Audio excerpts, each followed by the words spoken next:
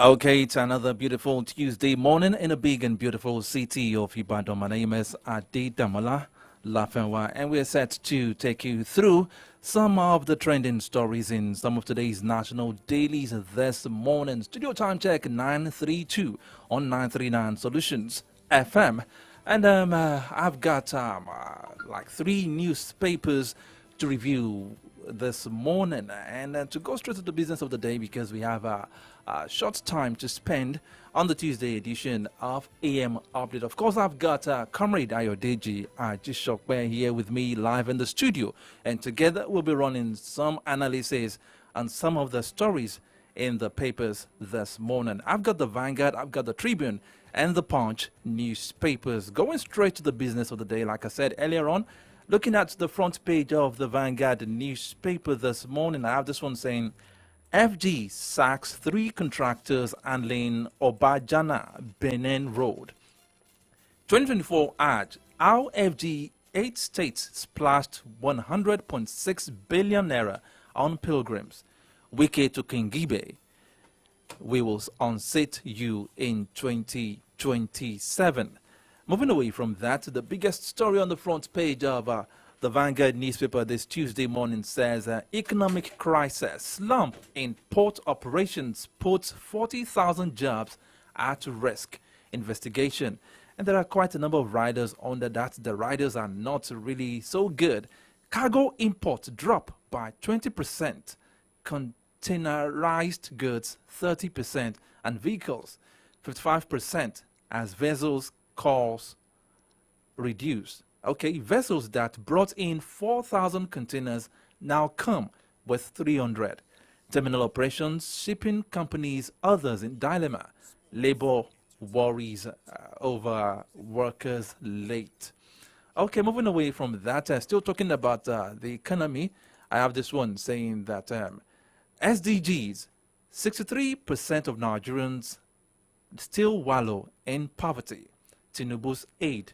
Talking about the Gwozo attacks. Gwozo attacks, Shetima visit as ACF. Southern senators want action against terror. That story is found on page 14 of the Vanguard newspaper. And still talking about something that has to do with security, customs impounds container load of rifles from Turkey at Onne, that is in Rivers State.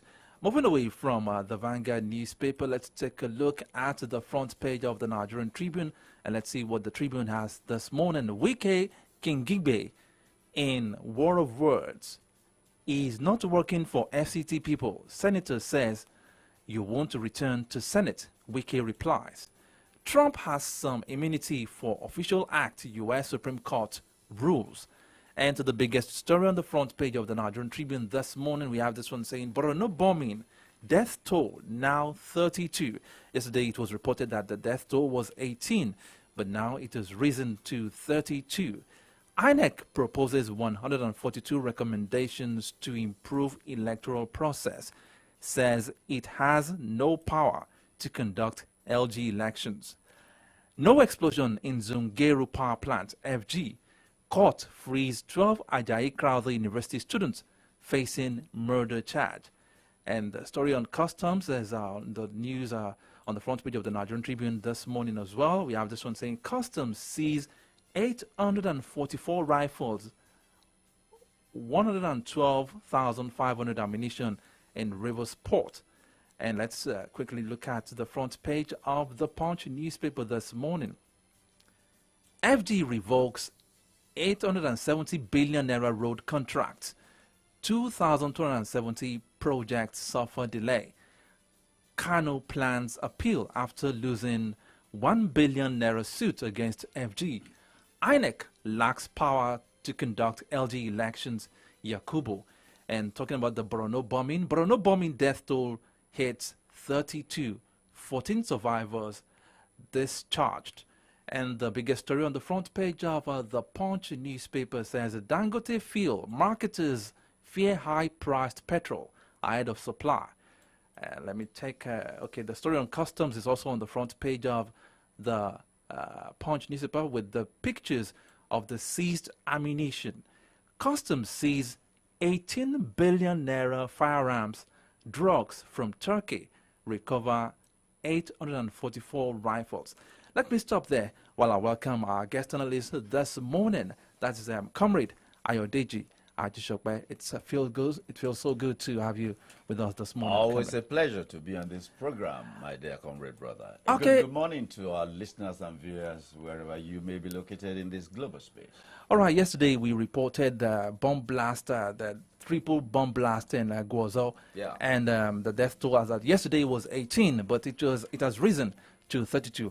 And still talking about yesterday, the Vice President of the Federal Republic of Nigeria, that is Kashim Shettima, paid a condolence visit to Borno, and he actually visited some of the victims, and he had this to say. And after hearing the voice of the Vice President, we'll hear the voice of the man in charge of the Nigerian Customs Service in Rivers State, addressing the press on airport, where a large consignment of ammunition was seized yesterday. Let's listen to Kashim Shettima, the Vice President, first.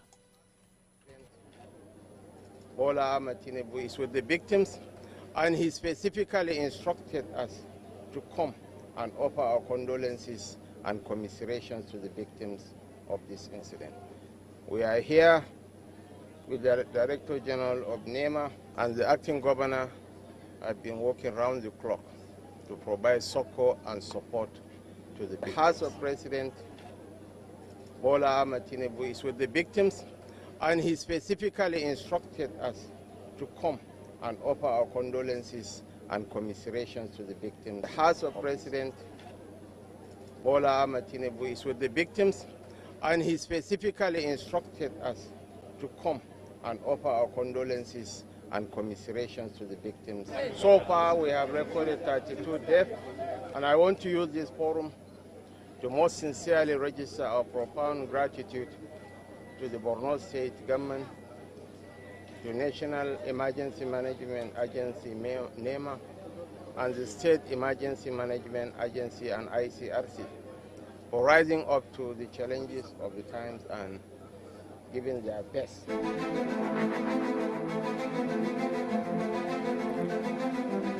That was the voice of Vice President Kashim Shettima. Now let's take a listen at the voice of the man in charge of the Nigerian Customs Service in Rivers State. We followed diligently as the importer of this container attempted to circumvent our procedure through the outlet of a private bonded terminal. The suspicious container was subjected to thorough physical examination.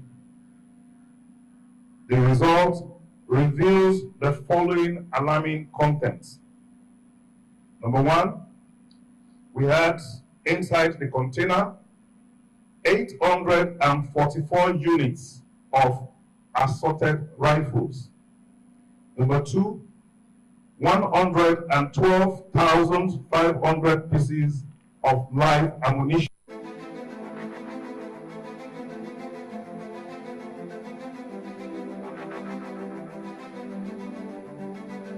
All right, Comrade Ayodeji Ajishokbe, I'm sure you listened to the two voices there. And now let's link the two events. We were talking about the bomb blast in Borno, and now, yesterday, a large consignment of ammunition was seized at the Rivers port. Now, putting this thing together, are we at war in Nigeria? Why would someone bring such a large... I mean, that was about the largest consignment so far to have been seized by the customs. I mean, he said 12,500 live ammunition and about 844 rifles. Linking those things together. Well, it is not something particularly strange, my dear brother. Nigeria's location in the global space. Don't forget Nigeria went through a civil war. Don't forget that internal insecurity, all sorts of, armed robbery after the war. It be a novel thing, armed robbery, killing people and all of that. And then, you see, are we at war? Of course, you know that war is business. The military-industrial complex in the world, that is their business. There is the other arm of business that they produce food. But these guys produce weapons of war, and they must sell. And they're not going to sell if there is peace. there must be skirmishes here and there, and they supply. So what market are all these large consignments going into? Markets, the markets where there are, issues arising. Anywhere there is conflict, I mean, it will be resolved by force of arms. And the strange part is that all these conflicts, the resolution ends up on conference tables. It is very sad. Now, look at the location of Nigeria. We are just below what they call the axis of evil, the Sahel region above us. And don't forget what is happening in that place. And don't forget that Libya is not so far from that place. When Gaddafi fell, and you know the quantum, the volume of arms and ammunition. Of course, maybe we do not even have a country like as Libya now. We just have everybody, holding one part of the country. Even the capital is not under the control of any single group. That's now, Tripoli. That's Tripoli. Okay. So arms and ammunitions, people just, went into the armories and got them, whoever had access. So you hold a gun, you defend yourself and all of that. Now, arms trickled into the axis of evil. You know that the issue of insecurity in Nigeria, especially the one in Northeast, has become an internationalized issue. We have IC involved in that. And of course, there will be funding. Definitely. There will be funding and there will be supply of arms. That's why the whole thing escalated. IEDs and all of that. And the sophistication and the indoctrination that goes with that. Let me read a report. Before this week runs out, this week we're going to bring in people who are going to talk about this. Look, this is a report in February. Nigeria is under a security siege. And let me read, let me read the figures. Let me just read the summary here. And it says that, okay, on its part, the National Security Tracker by the Council of Foreign Relations stated that non-state actors kidnapped 4,611 persons in 2022. The proliferation is compounded by the absence of effective policing. The absence of effective policing. And policing does not mean the Nigerian police alone. It includes what the customs did. Okay. It includes what the immigration can do while checking through people's Being luggage. vigilant. And where do you get all this? It is credible intelligence. Those things are being shipped from a location. You understand? There's a global network. When you see suspicious cargo, you tip the receiving end off that we have suspicions about so cargo, and they will provide details. But you see, it is now for the officer that receives that information to act on it in the interest. When I see cargo XYZ, there will be information about the shippers. If I'm thinking about national interest, or if I'm thinking about self-interest, I will reach out to them. How are we going to sort this out? But comrade, I mean, this is not the first time such a consignment has been intercepted by the customs. This should be like the third time in recent times. Yeah. Now, has the customs or maybe the police done any investigation to know who the financiers of this consignment? Or even the importers. That's what I'm saying. The importers, the financiers, the beneficiaries of this. I mean, all we hear in the news is this has been intercepted, and that's the end that of it. ends there. That is the end of it. That is the problem. Can we like Because conspiracy or kind of now 800 assaulted rifles. 844. 844 assaulted rifles. And when you say assaulted rifles, there are all sorts of rifles. Definitely. You have the Israeli stuff, the ones that You have the Uzis, we have the AK-47, AK-49. Now, they have the Trevor and all of that.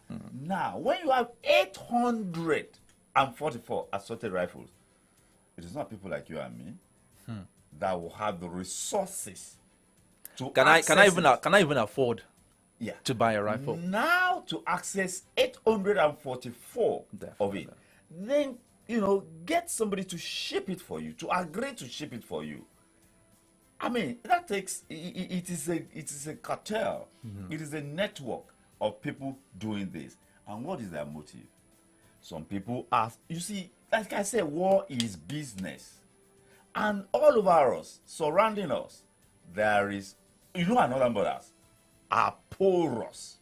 So porous that People just walk. You don't even know. In some northern parts of Nigeria, you don't even know where Nigeria ends. And I remember the former president Muhammad Buhari say, only God can help us police our borders. And I said, in this age and time, when you don't need to, when geopositioning can police your what do you call 8,000, 5,000, 10,000 kilometers for you, all you need is to monitor, and you have your surveillance cameras, and you have a squad on hand that you can activate to go and do something about any breaches. And when Nigeria had a president that said only God can help us, that is a dangerous location to be as a nation. Okay, another angle is this interception was done in Onne in Rivers State. Can we rule out the fact that this thing might be going to as a result of the crisis rocking Rivers State at the moment? We heard some days ago that some protesters with dynamite on them, strapped to themselves, were arrested. I mean, can we differentiate or can we separate the two? You see, probably the market for this particular consignment was basically for the South. And then the issue of easy access. The rankings of people in Lagos, and then the constellation of high-ranking officers, and then the processes you have to pass through. Is it a Apapa port, or is it the Roro port, the second one, the Roro port? You understand? It might be difficult, except you're highly connected at the highest level to roll stuff to Port Onne. I mean, there are fewer hands, and the processes might be less, stringent than Lagos. All eyes are on Lagos, the two ports in Lagos. Onne, you can. So they say, okay, or maybe that's where their man is. The market is. And their links. It depends on where you have your links. But everything comes down to fueling insecurity. Believe you me, this administration is not going to have it easy henceforth.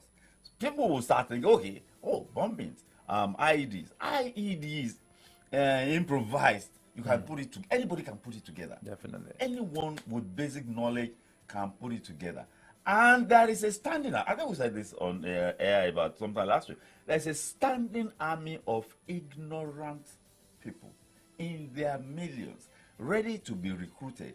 They don't, when you don't have anything, of import to do with your life, when life does not have direction, you can be directed anywhere. When you have a purpose, you know your purpose, you are pursuing your purpose, can anybody distract you? But when lives have no clearly defined purpose, you can be directed anywhere. Okay, let's move away from security issues and let's talk about this economic issue. It's on the front page of Vanguard newspaper talking about the economic crisis, and this is not a good story. It says a slump in port operations puts 40,000 jobs at risk. And I want to take a particular rider. It says vessels that brought in 4,000 containers now come in with 300. And let me link it to this one saying SDGs, 63% of Nigerians still wallow in poverty. And this is coming from Tinubu's aid. It is scary. It is scary but it should not be surprising. It should not be surprising that it is not a new thing. Roll back 10 years ago, the port of Benin was preferred because of the processes. When Okonjo-Iweala was minister, she tried a lot to clear so many agencies that had no business. I mean, what is quarantine doing in the port, Apapa port?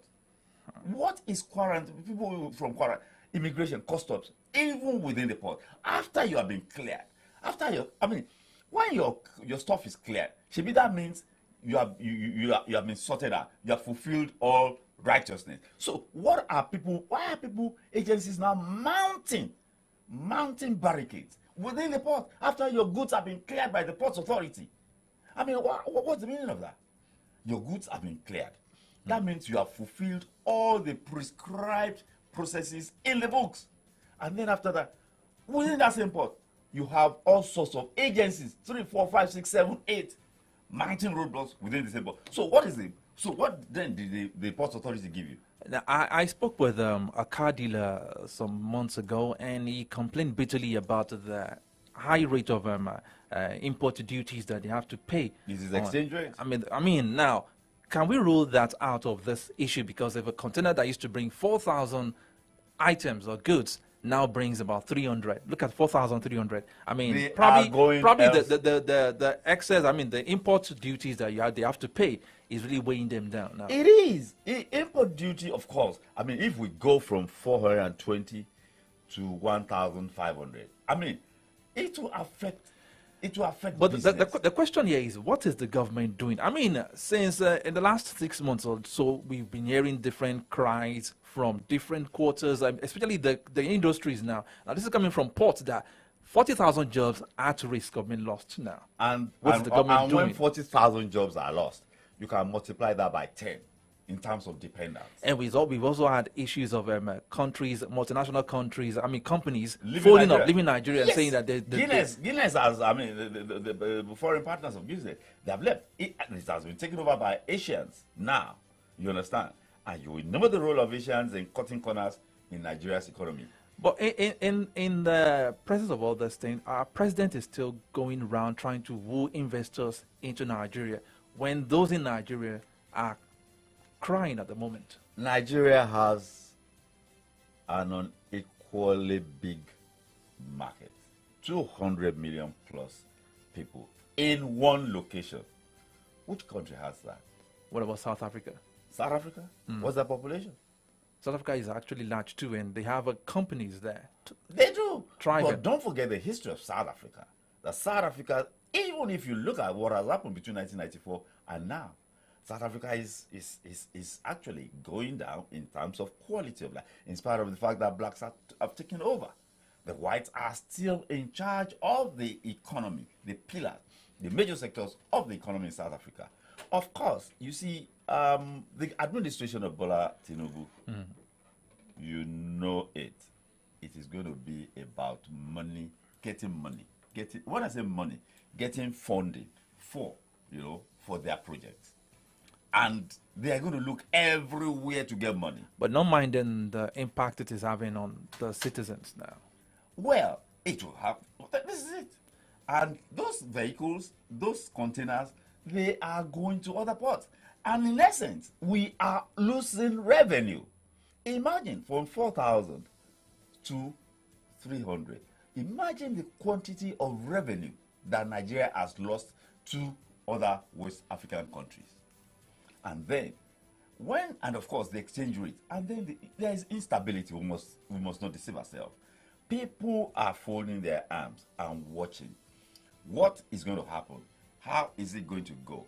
Because a businessman must project based on the realities at hand. Comrade Ajisope, the biggest question now on the minds of Nigerians is, well, when will Nigerians start smiling and say, okay, truly we are benefiting from the dividends of democracy, we can smile as Nigerians? Because everything you hear these days is hardship, crying, and all those things coming up. Jobs being lost, jobs at risk, and all the likes. Believe you me, this is not funny at all. This is not funny at all. And it's a big problem. It's not going to go away soon. I do not see it going away soon unless and until we have the issues of, the issue of power and energy resolved. They are key. They are key elements in moving Nigeria's economy forward. We talked about the issue of Dangote yesterday, that is energy. And then the issue of power. Everything goes down to the cost of production. And when cost of production is high, everything else, the end product will be high in cost too. And of course, it comes down to you and I, whose purchasing power has also been reduced by inflation. That is a bad scenario. I don't see us. I was saying, I used to say earlier parts of this year that I'm looking forward to October, the last quarter of this year, for some form of ease, signs of ease. I don't think I am so sure anymore about that. Okay. All right, in 2 minutes, let's talk about the trade of words between King Gibe and our man from River State, the FCT minister. Oh, Nixon well, Wike, as we wrap up the program. the woman is not going to go away easily. Of course, I think she comes a long way. And of course, you will recall that she's Ireti Kingigbe, married to Babagana Kingigbe, a politician of note, and an eminent Nigerian who had been in the public space all his life, lying low now. But she was elected by the people of the Federal Capital Territory, and she's representing them. And this is a woman. She's not going to go away. She is fighting for the interests of the people she represents. And for Wiki to be saying we're going to get her out, Abi, what was the meaning of that? She won't return in 2027. What's the meaning of that? What is the meaning of that? How many battles will Wiki fight? You're opening up another war front in Abuja? When the one with Simi Fubara, the governor of River State, is still very active. No. Okay, I think that's much the time can take us to do on the program this morning. We'll be back same time tomorrow morning for a fresh edition of AM Updates, kicking off with the kickoff sport with Oladapo Konobi. Then we move into from the daily segment where we get to do some analysis on some of the stories in the newspapers. My name is Adedamola Lafenwa. Thank you very much, Comrade Ayode Jajishokwe. My pleasure always for the platform. Stay tuned for Iwaida, coming up shortly with the great Babs, Babatunde Olapade. Stay tuned to your number one radio dial, Solutions 93.9 FM. Good morning.